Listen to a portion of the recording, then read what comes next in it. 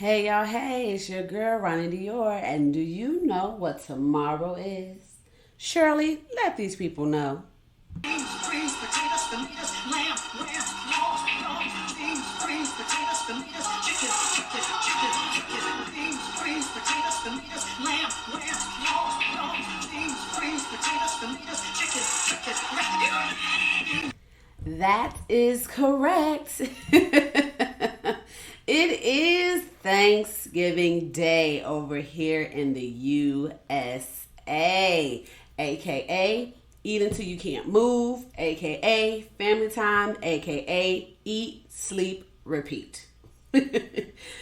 Some of us have been waiting all year for this day. Some of us have been fasting all week for this day. Hello, somebody. But no judgment, no judgment. We all understand 'tis the season to eat and eat again. But it's not just a day of eating, but it is a day that was carved out, set aside for intentional thanks and reverence. Yes, we give thanks all year round. Yes, we don't want to wait till a particular moment. I get all of those things and all of that. However, it is still the day for thanks, for reverence, for honor, respect, and gratitude. So, what's interesting to me is that this day is the end of the year. Like, when you want to, I guess when you think about giving thanks, right? There are moments in our lives when we know to give thanks when something big happens or when someone gives us something. But when we are going through a thing, when we are dealing with a headache, when we're dealing with issue trauma, when we can't see our way out of something, we don't think to give thanks. No, we in the moment. So we may complain, we may cry, we may have doubts, we may have all the things, but the things that we don't have is gratitude. Now, the word does say in all things, give thanks. No matter what you're going through, give thanks. And that also, that when we're going through something, that we should go through it with praise. We should go through it with praise as our weapon. That even though it's the rockiest moment part in our lives possibly, still find a reason to lift your hands up and say thank you. Lord, I thank you, because what I do understand is that praise does confuse the enemy. I know that's cliche. I know that's not scriptural. That is not, Mark, Luke, John, nobody has said that the Lord had said. Okay, that praise confuses the enemy, but it is an understanding that he comes to steal, kill, and destroy. And in the midst of him doing his assignment, you're praising God anyway. You're thanking God anyway. You're grateful anyway. It takes the sting out of death, for lack of better reference. It takes the sting out of death. Though ye slay me, yet will I trust him. Yet will I trust him. Even though I'm going through, I'm still going to lean and depend on the Lord. He still got me. And this too shall pass. This will be only for a while. Weeping may endure for a night. So weeping is going to happen. I'm going to go through a night. Whether it's a night or multiple nights, it's going to happen. But joy. But joy. That's like saying but God. Because God is joy. Come on, somebody. Because the joy of the Lord is my strength. So when you say weeping may endure for a night, but joy, that's saying I may be going through some things through this moment in my life, but God comes in the morning. And some of us are in that morning part. Some of us are still waiting for the morning. And some of us are in mourning. Now catch it. But regardless, give thanks, give praise.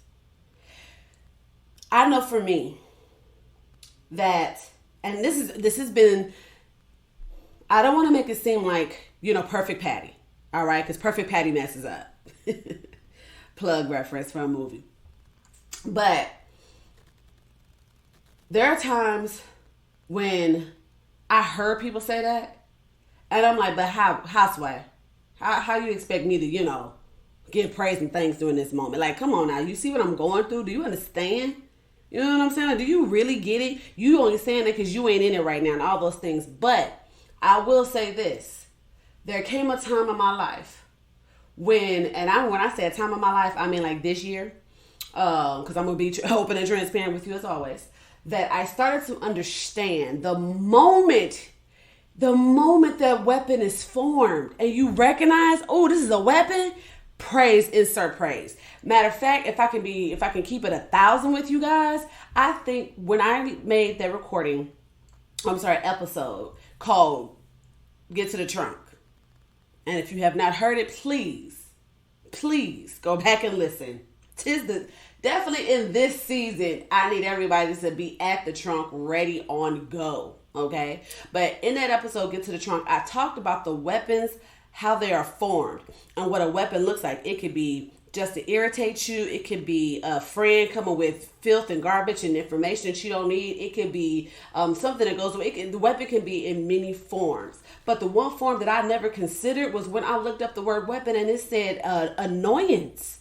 Something that could annoy you is a weapon. And I was like, man, that is so on point, because I find myself annoyed. And now that I did the digging and the research for the purpose and intention for the show, it blessed me. So whenever I feel annoyed or I'm starting to feel bothered, it's like instantaneous. You know that's a weapon from the enemy, right? And it triggers a praise. It triggers a worship, because I'm like, you are literally forming a weapon against me right now, and you know what? It's not going to prosper. Let me put a praise on it. So as soon as I feel annoyed, as soon as I feel bothered, as soon as I recollect there's annoyance happening and a bothering happening, I'm like, you know what? Praise God anyway. I thank him anyway, because that will not get to me today. To me, it's the audacity, right? If I now know that an annoyance or something bothering me coming up against me is really a weapon that's trying to be formed against me, I'd be like, the audacity. Because usually when you're annoyed and you bother, you doing straight right before then. Everything's cool right before then. And then something happens, something says, something don't go right, something, and you're annoyed.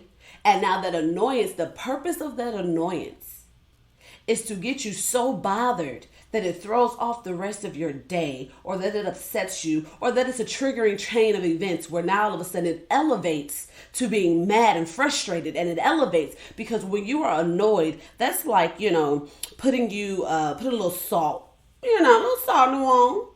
But the next thing that happens is happening on a bed of annoyance. So now something small has happened on a bed of annoyance, and now you are mad.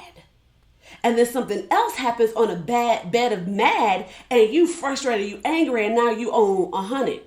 But if that same thing that happened on a bed of peace and calm and praise, and you just fine, it would not have made you mad. It couldn't have escalated from nothing. And so when you think about your escalations, what bed was it formed on? Because if it was formed on a bed of annoyance first, you woke up choosing violence. Then the rest of your day is going to go that way unless you insert a thankful gratitude heart. Enter his courts with thanksgiving. Enter his gates with thanksgiving and his courts with praise. Enter his gates. That means come before me initially giving thanks. This is how you shake some of that stuff off. You know what? It's cold outside, so let me just get inside the gate for the temperature change, for the altitude change. It ain't as cold inside the gate. Because once you start thanking, what was trying to afflict you, trying to annoy you, it starts shaking itself off. It's like when you come in and they ask you for the coat and they put the coat up and you walk on about your way, that coat of annoyance is now being taken off, and you can go in the gate thinking on the things that at least this, God, and thank you for this, God, and thank you for that, God, and thank you for that. And before you know it, that annoyance level goes down.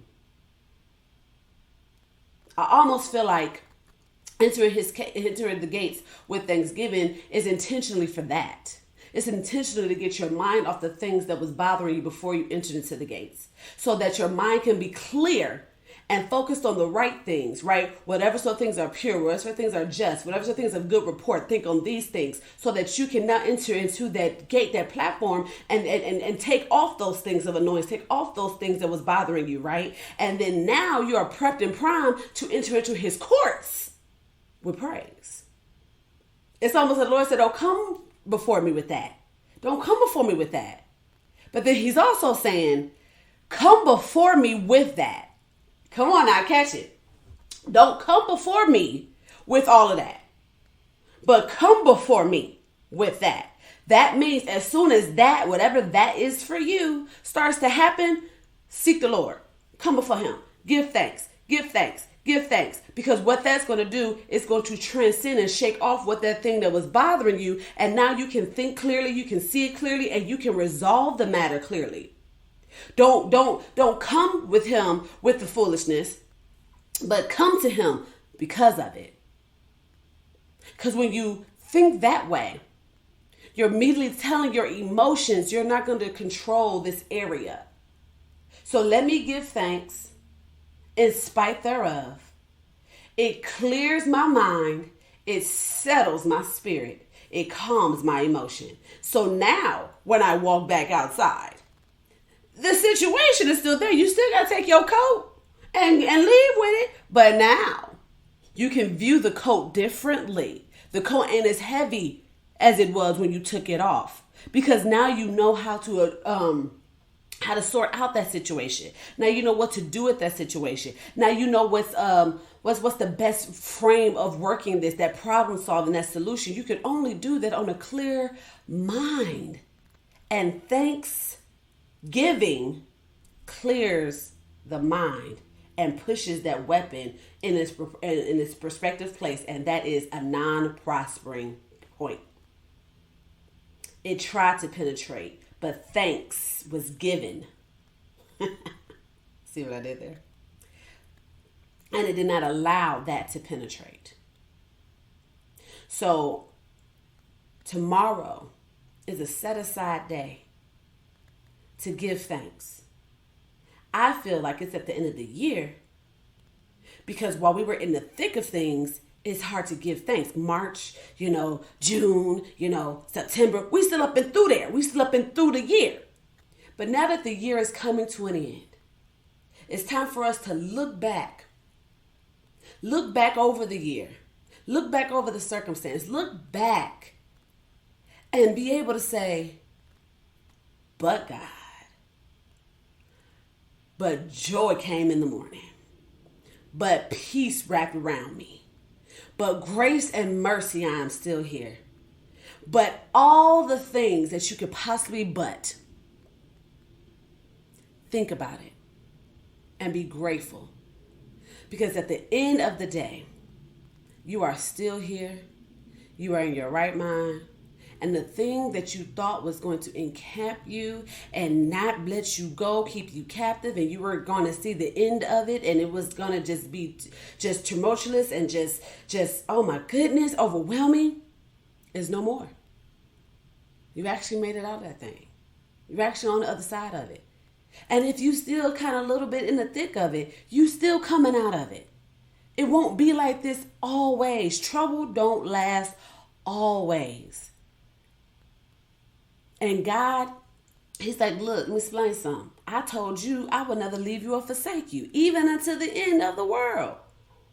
He gave you a point of reference when he showed up in that fiery furnace with Meshach, hello, and Abednego. When he was with those Hebrew boys in the fiery furnace, he was showing us. He wasn't even on the scene yet. Jesus wasn't even here yet. But even in that moment, he said, hold up, wait a minute. Let me get all up in it.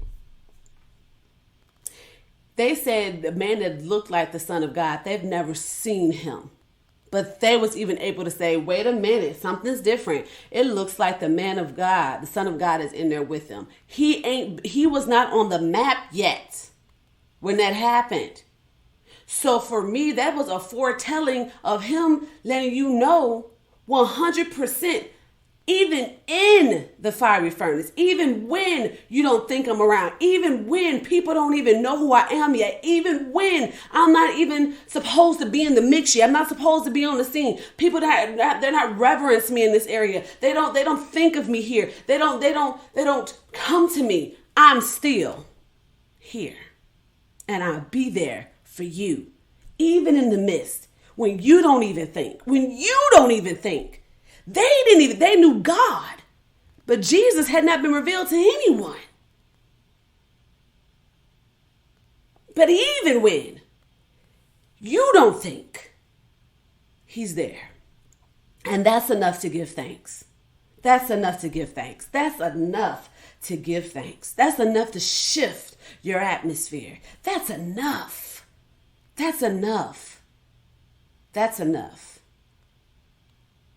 Because he dwells wherever you need him to be. He will never leave you standing. He would never leave you. So tomorrow, make it a point to really reflect and think, what am I most thankful for? That goes beyond the superficial, that transcends it. You can be thankful for superficial stuff because he gives us all things, right? But let that transcend to some other things too. Let that transcend for some other things. Because for me, I'm thankful for a lot of stuff that transpired this year that I did not see coming. I was offered a new job that was such a blessing to my life. I moved. That was such a blessing to my life. Made new connections. My God, how that has been a blessing to my life. I have elevated in my private practice thanks to God.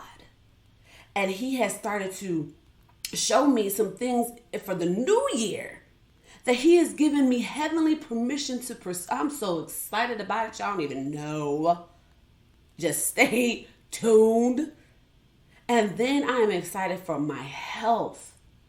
You talking about somebody who had a diagnosis of diabetes and MS, 2 terminal illnesses that have been reversed. There's been no relapse. There has been no decline. There has been no shift. He has kept me since the initial diagnosis a couple years ago. No, 5 years ago. Now we ain't gonna say a couple. We're gonna put a number on that thing. 5 years ago. And here I am, still in remission. No medication. God is amazing, and I'm thankful. And I'm thankful. All the things and the things that are yet to come, I am thankful. And last but not least, I am thankful for y'all. The Assignment Podcast followers and listeners. You are the reason that this show is going strong. You are the reason that this show is on the map. You are the reason because of your downloads, because of your being attentive and because you understood the assignment so that I can understand the assignment. Hello. You said that's a word that I need to hear. And you tuned in. And I may not have always, had material for you guys every week. I'm still working out whether it's a weekly show or every other weekly show. Consistency in that will definitely be identified and purposeful for this upcoming year. I will take off the latter weeks of this year for self-care, for you guys is, the transition, and we'll be back stronger than ever come 2022. So we do have one more episode after this. But, it's you guys. So I'm so thankful. Thank you. Thank you.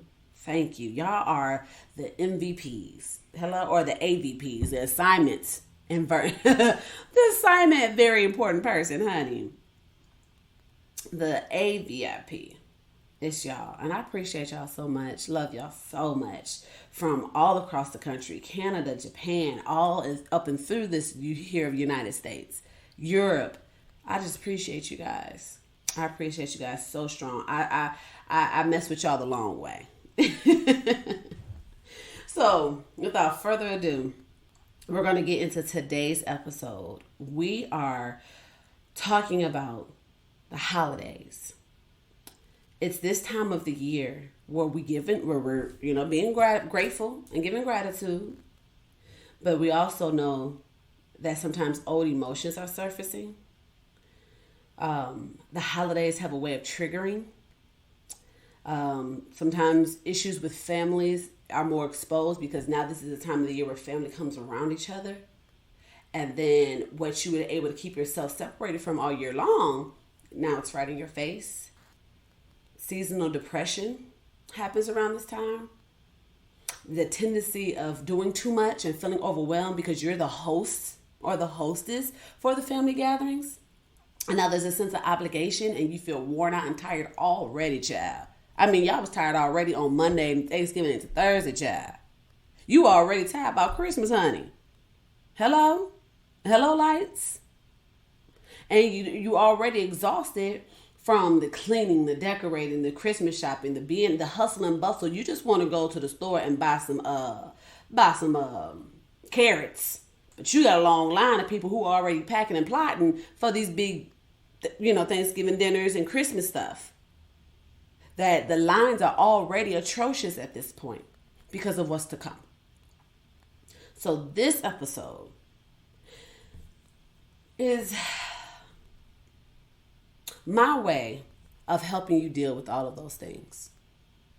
I call it, 'tis the season for self-care. Stay tuned.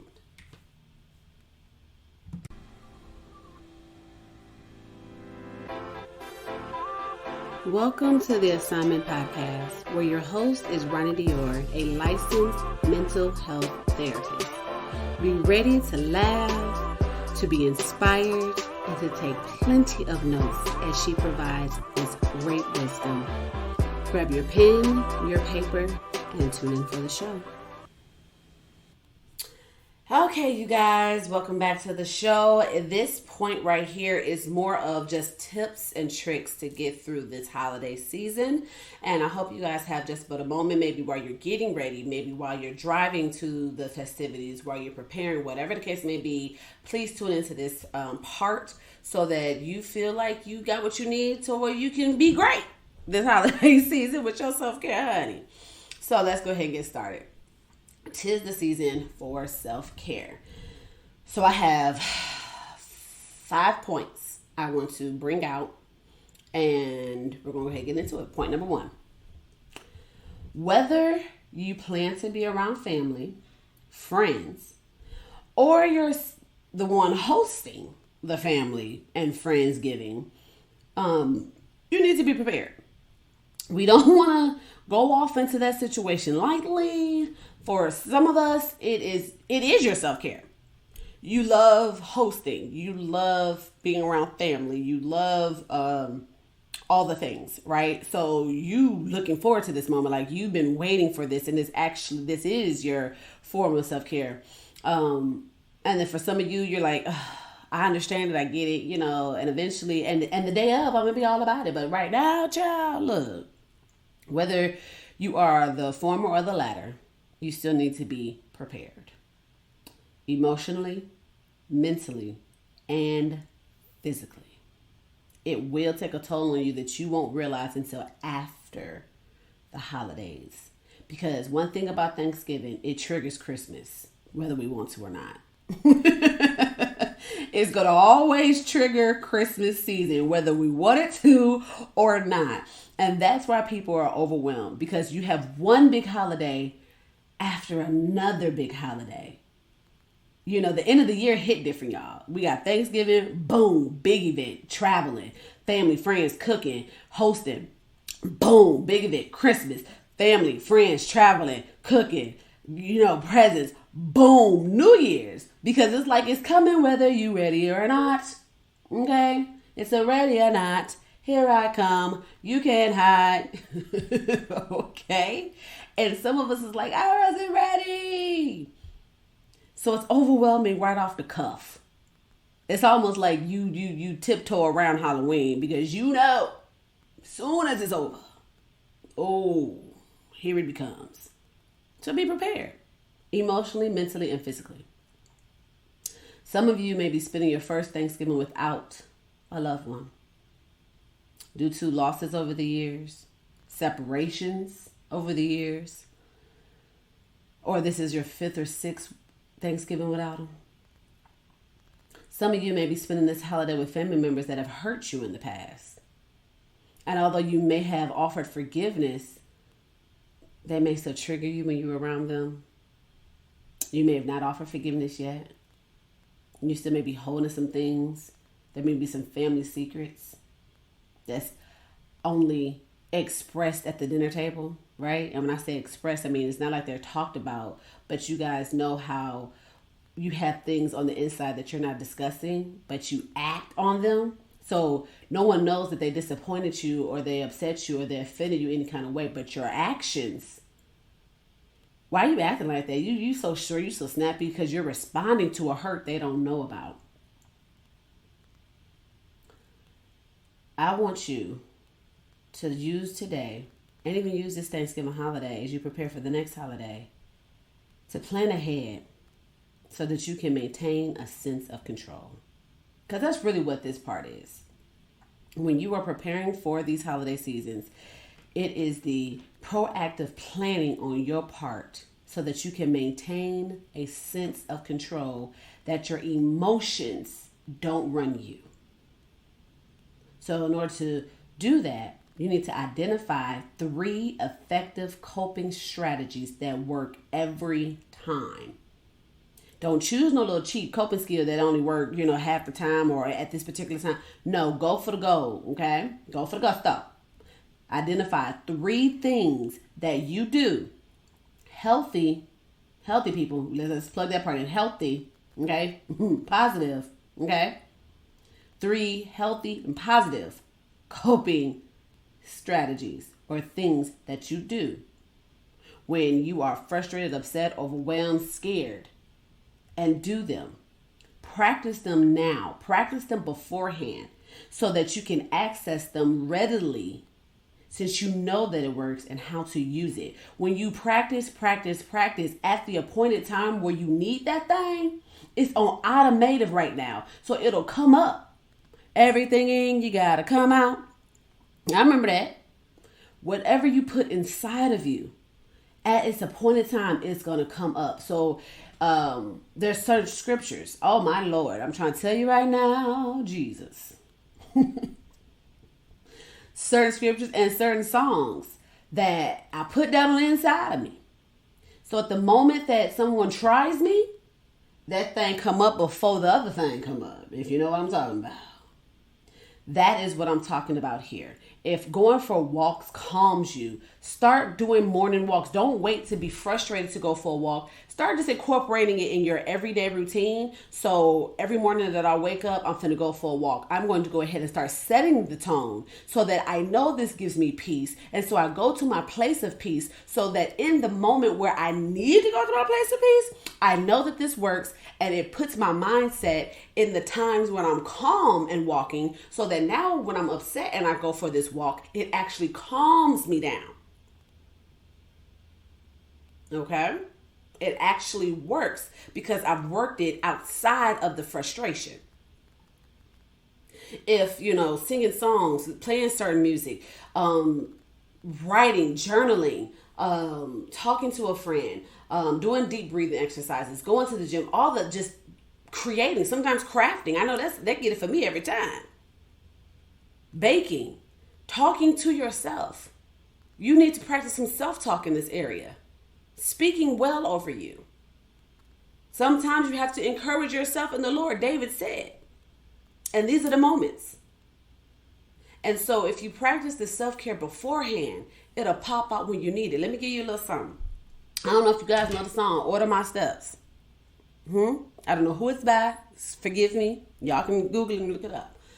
But the song is Order My Steps. In your word, dear Lord, teach me, guide me every day. Send your anointing, Father, I pray. Order my steps in your word. So when I get frustrated and someone tried it, oh Lord, and I want to come out the pocket, guns a-blazing. Not out the trunk, honey. Because the trunk would tell me, to do right. But I'm talking about coming out of self. And I just want to be like, who are you talking to? Okay? Because first of all, what you will not do, the moment you want to go there, I go to the trunk instead. And what comes out is, bridle my tongue. Let your words edify. Let the words of my mouth be acceptable in thy sight. Take charge of my tongue both day and night. Please order my steps in your word.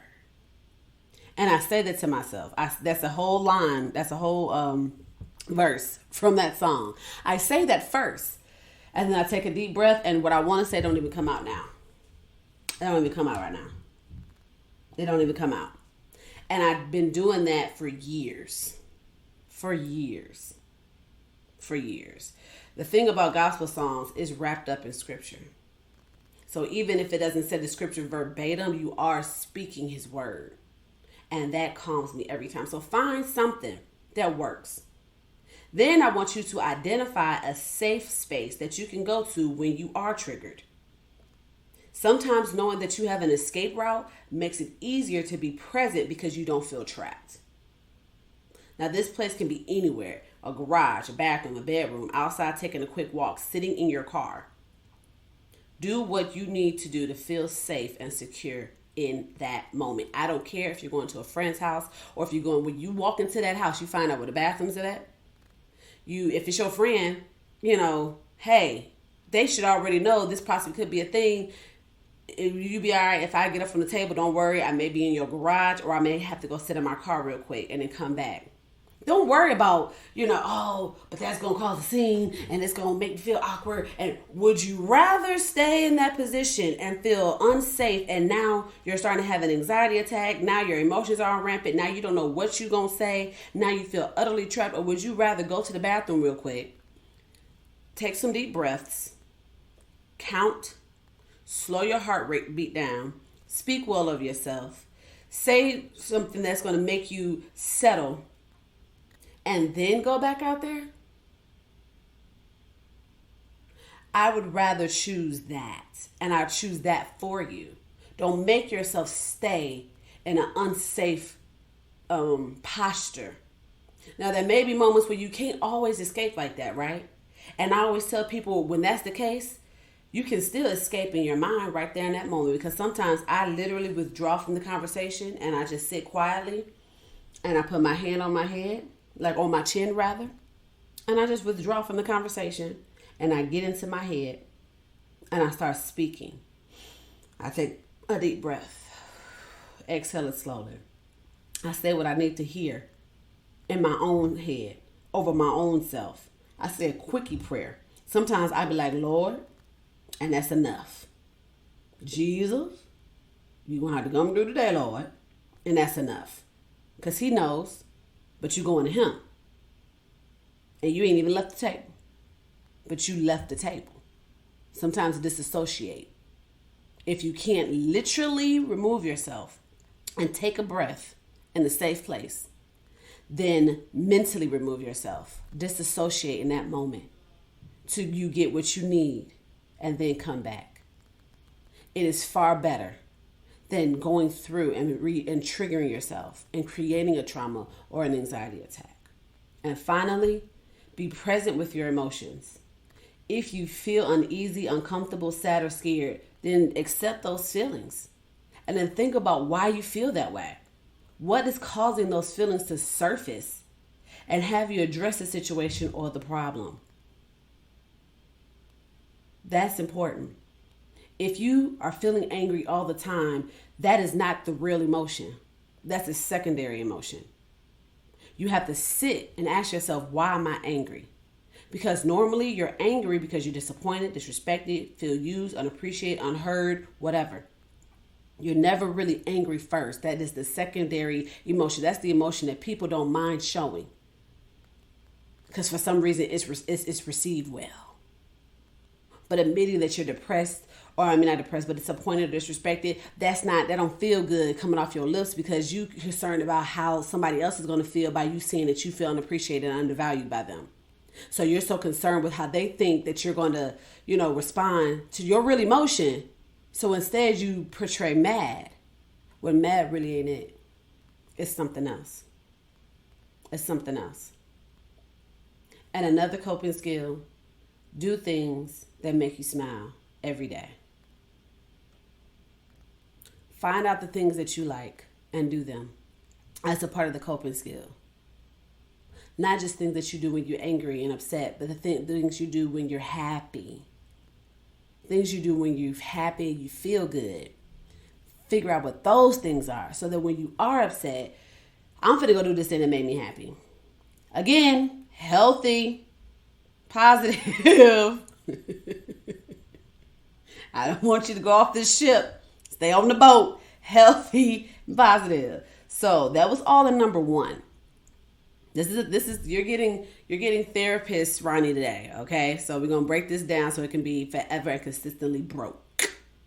So for number one, in our 'tis the season for self-care, tip number one, you're gonna identify 3 effective, healthy, and positive coping skills and practice them now so it comes out fluidly when you need it.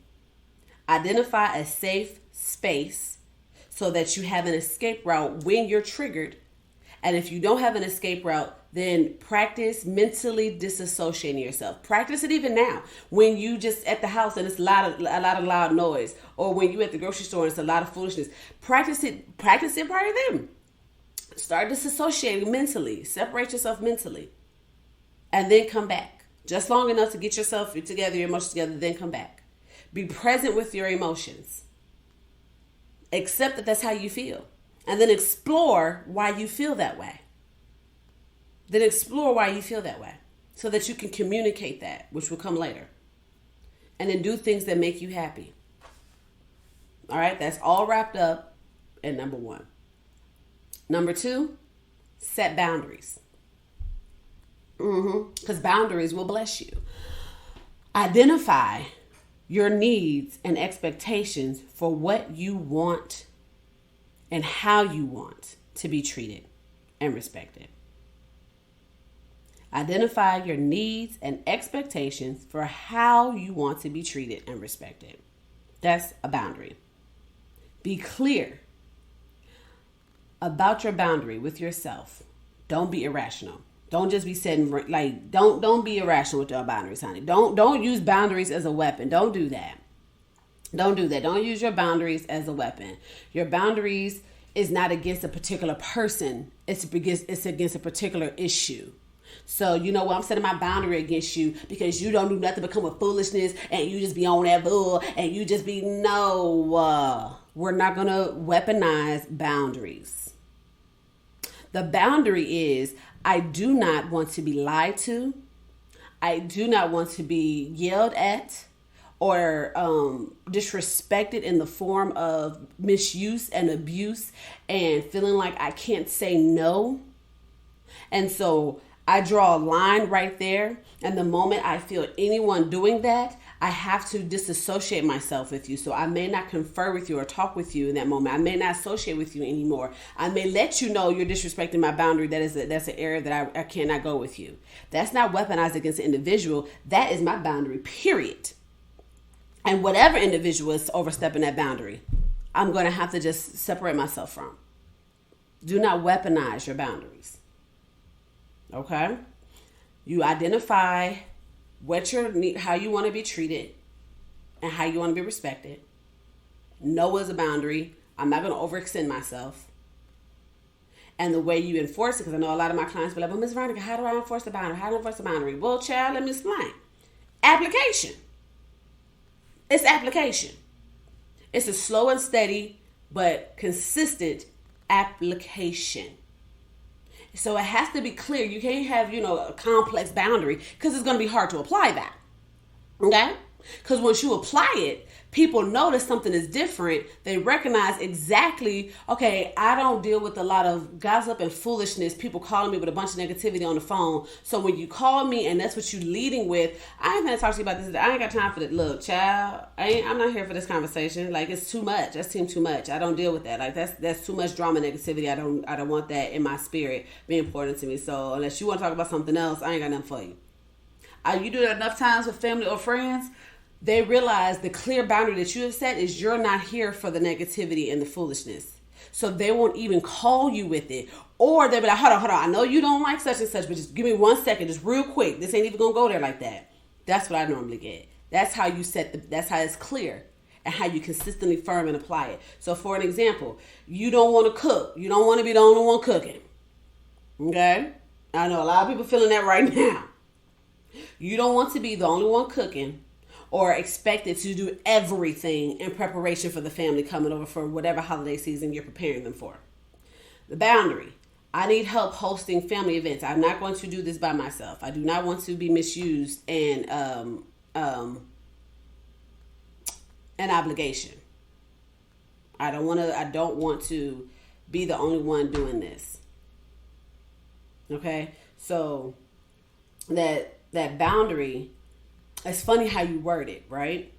But the point of it is, I feel misused. I feel overwhelmed.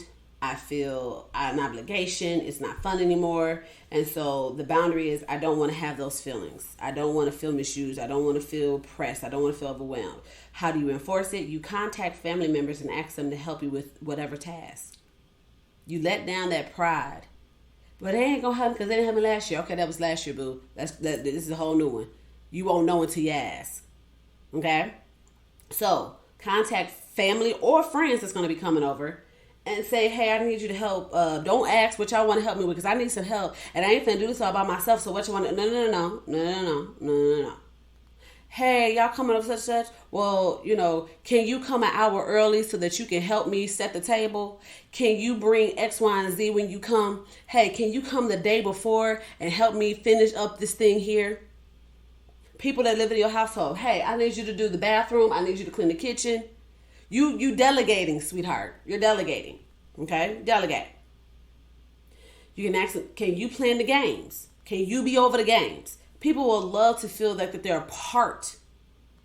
Especially when you play their strengths. This is about you knowing your family as well. Because if you know what your family is good at, then you can identify that particular task to them. If you know this family member loves to decorate, let them set up the table. And make the house welcoming and warming, because then they want that applause as well when it's time for everybody to see it. The person that's really good with doing the games and they creative, let them be over the games. Then they feel empowered. The person that really loves making the pies, you ain't got to make the pies this year, boo. Share that. Share the throne, child. I know some people out there that like, no, it's just me in the kitchen. It's just me in the kitchen. And then you complain the whole time because it's just you in the kitchen. Ain't nothing wrong with you having somebody who their strength is pies. And you let them make the pie. Let them make the pie this year. While you doing the dressing. But here's the other part that y'all also forget. At some point, I am sorry to be the bearer of bad news, but at some point you won't be here anymore. Okay? At some point. And now, the generation that's left don't know how to cook. Because you never had them in the kitchen, learning and trying to figure it out. So maybe this Thanksgiving, this Christmas season could be about, hey, I want you to come in the kitchen. I want you to learn how to make this cornbread. I want you to learn how to make this macaroni and cheese. I want you to learn how to make this whatever it is that you and your family eat. I want you to learn how to make this. And then now it's fun in the kitchen. Now it's also learning in the kitchen. And they also feel proud because it's not like you just letting them loose. You watching them. You can micromanage that. But, and some of you, well, I don't feel like doing all that, so to get it done. Okay, well, charge them over the small thing then. Charge them over the cornbread that goes in the dressing. So I promise you that's an easy thing to make. Even when you make it from scratch. And I'm hoping and praying that you guys make your cornbread from scratch when you put it in the dressing. That's just a prayer for mine. Thank you, Jesus. Or show them how to mix something. And then they're the mixer. Then now it's mixed, now you can use it and move forward with the next thing. Teach them how to, just something. That helps. And a way to help yourself, prepare the meal piece by piece. Don't try to do it all one pop shop. Don't be up early, 6 a.m., trying to cook the whole day. You will be tired, child. You set yourself up for disappointment. You set yourself up for failure. Cook them greens 2 days before and freeze them. You hear me? Cook them greens and then freeze them. You understand? Cook the cornbread the day before. It's all right. It's cornbread. It just goes in the dressing. There's some things that you can do today. Make the potato salad the day before because first of all, we all know potato salad is only served cold. That way, you ain't got to wait 2 hours for it to hurry up and get cold. It's already cold because it was made yesterday. Hello, somebody. Them deviled eggs. Help yourself. Prepare it. Figure out what you can make early and freeze it. And while you're cooking, listen to some Christmas music, child. Listen to your favorite artist, honey. because now it's a joyful experience. So that's number 2. Them boundaries. Identify what you need and how you want to be treated and respected, and apply them. That was just a particular way to reinforce a boundary of, I don't want to be the only one doing this. Like, I'm not going to be treated as the maid, Molly the maid, or the chef or the cook, when that's not something I enjoy, but now it feels like an obligation. That's just for those people who need help with that. But if your boundary is, I don't want to be touched, I don't want to be yelled at this table, I don't want to share what I'm doing with you and then you guys try to judge me or be judgy about it, I don't want to be treated as a child when I'm maturing into an adult, I don't want to, whatever the case may be, whatever your boundary is, how you want to be treated and respected, figure out ways to apply that. Set the boundary, make it clear, and then start the application. Start the application. I don't want to be yelled at. So when someone yells at you, I don't appreciate being yelled at. We can talk just fine.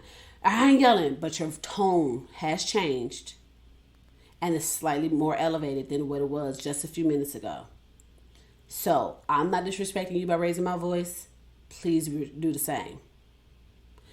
Man, you tripping. I asked you. I'm not having this conversation with you until you can talk to me better. Man, see? And then exit stage right. Either stop, don't even look at that person anymore and change your direction, or exit stage right. Because that's 3 times that you've tried to enforce that boundary.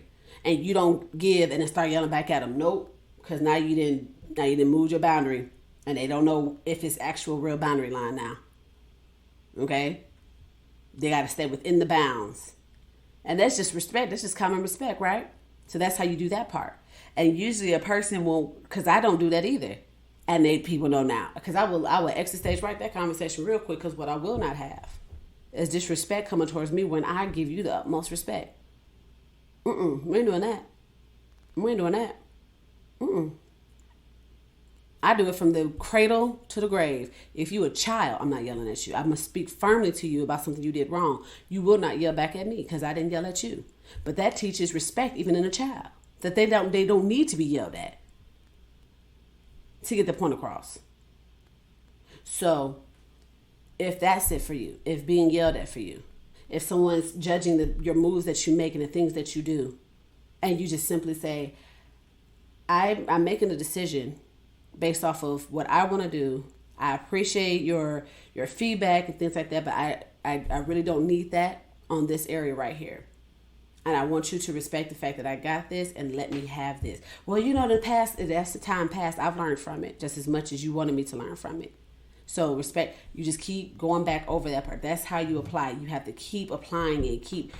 Every time they try to push that boundary line, you push it right back. You do not let them overstep, because one thing about boundaries, people don't have to respect your boundaries. You do. The only way that they push it. They used to have you a certain kind of way, and they're going to push it until they get it their way. But you want that boundary to be respected. So in order for you to get that boundary respected, you have to keep reinforcing it until finally. Okay? So number 3, set them boundaries. Number 2, set those boundaries. Number 3, communication skills. If you have something that needs to be addressed, address it. Communication is key. Communication is what destroys family and relationships, because you don't communicate what you really mean. And you don't know how to, because you're in your feelings. So I'm going to give y'all really quick the 3 ways that you communicate. 1, address the problem, not the person. Address what made you upset. Address what they did, not they the problem. Even if they come with negativity every time they come around, your issue is what they said or what they're doing. Don't even address the person. What you did yesterday really bothered me. What you said, I don't feel like you're respecting me because the tone of voice you're using and stuff like that. When you attack the person, they don't hear that you have an issue. They just hear that they be under attack and they go straight into the defense mode. So, address the problem. Number 2, Tell them how it made you feel honestly, without the aggressive tone, without the passive aggressiveness. You do not want your message to be lost in your tone. You truly feel a way. You truly feel disrespected. You truly feel these things. But it's hard for me to understand it's hard for me to grasp that if you yelling at me, if you talking down to me, if you disrespecting me because you feel disrespected, then I don't hear nothing about your disrespect. All I hear is that you disrespected me, and we finna go. I'm being defensive now. But if you address the problem and not the person, and then you, number two, tell me how it made you feel honestly, without all the tone. You can be firm, you can be passionate, you can express yourself, but try to remember how it's coming out, how it's being delivered as best as you can, because everybody still has their own perception, so that the message isn't lost. And then number three, identify how to resolve it or what you need from them.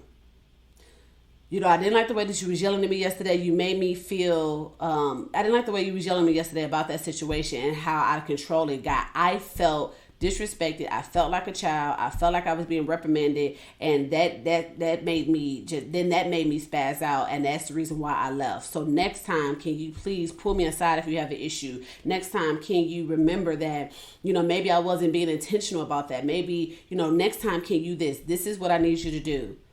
And then this is what I'll do the next time. Next time you do that, instead of going there, I'll just, do this instead. I'll pull you aside. I'll let you know. Instead of just letting it boil out. That's the boom. You went straight through it. Told you what the problem was. Told you how it made me feel and what I need you to do next time, or how to resolve it. Simple. But it's only simple when you actually apply it. People cannot address what's wrong with you if they don't know what's wrong with you. Closed mouths do not get fed.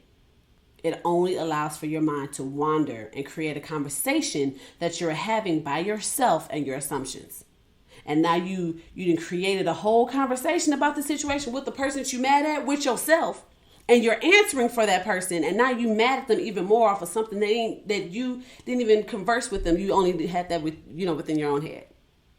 So, number one, we're talking about coping strategies, identifying a safe space, and accepting the emotion that you feel, and exploring why you feel that way, so that you can have emotional health, right? You got to explore why you feeling the way you feel, so that you can govern yourself accordingly. Number two, set boundaries. Number three, communication skills. Number four, have fun. Have fun. Plan something fun to do with your family around this while you got them, because you may not always have them here. We know, as Mr. Brown has said, people dying ain't never died before. So you got to love on your family and your friends while you have them, because you don't know how long you will have them for. That's why the communication skills is even big. Talk about what needs to be talked about instead of letting them die with that. Talk about what needs to be talked about. Have fun with your family and friends. Laughter is the number one thing that Thanksgiving is really sometimes all about. It's coming together and just laughing. Like, you do not want to you don't want to go to that house for Thanksgiving where they're not having fun and laughing at that Thanksgiving gathering around that dinner table. That's the house that you avoid. You don't want to go over there. But that house that's always having fun, playing games and laughing, you want to be at that house. And you want that to be your house. So make sure it happens. Family game night, movie night, Christmas light viewing. Do something that allows you to laugh, have fun, and be your silly self. Because if you can't be silly with your family, who can you be silly with? And if you can't be silly with your family, then go find who you can be silly with. Okay? It's fine to have dinner and then go somewhere else for the games. If that's the case. If that's not if that's not what your family does, then identify where you will go to have for the fun part. But try to incorporate them this year. This year, try to do something different. So, reviewing one more time. Number one, identify 3 coping skills. Identify a safe space and be present with your emotions. Number 2, set boundaries. Number 3, practice those communication skills, you guys. Identify the problem, how you felt, and how to resolve it. Number 4, have fun. And number 5, gratitude. We talked about this earlier. reflect on the year, and identify 5 things that you are grateful for. No judgment. Child, if you're grateful for that relationship ending, thank the Lord. That ain't petty. That's real. Okay? Thank the Lord. And in this, I give thanks. Hallelujah. Hallelujah. Okay? Find 5 things that you are grateful for. It doesn't matter what it is. There's no judgment. There's no pettiness. It is your own thoughts. Don't worry about other people. It could be a relationship that ended because it was toxic. You started something new. Your health is improving. You have some memories that make you smile, then cry. That's something to be thankful for, that this year I laughed and smiled more than I cried.